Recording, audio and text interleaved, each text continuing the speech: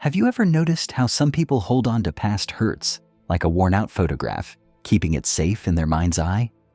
They might extend an olive branch, offer a hug and say, "I forgive you." But beneath the surface, a quiet vigilance remains.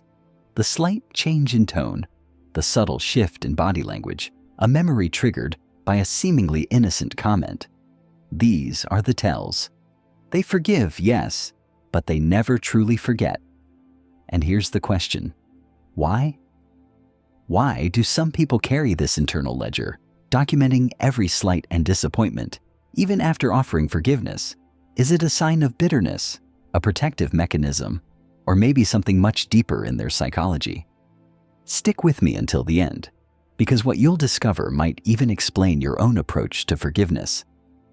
For some, the story begins with a profound sense of betrayal. Imagine this: a trust broken so deeply that the scar, even when healed, remains a constant reminder. When someone says, "I forgive you," in this context, it often means they are choosing to release the anger and resentment, to stop the cycle of pain. But the memory, the lesson learned, is too vital to discard. Psychologists call this a form of protective remembering. It's not about seeking revenge, but about safeguarding oneself from future harm. The brain, in its incredible capacity for survival, creates a mental archive of experiences, especially those that caused pain. This isn't a deliberate act of malice.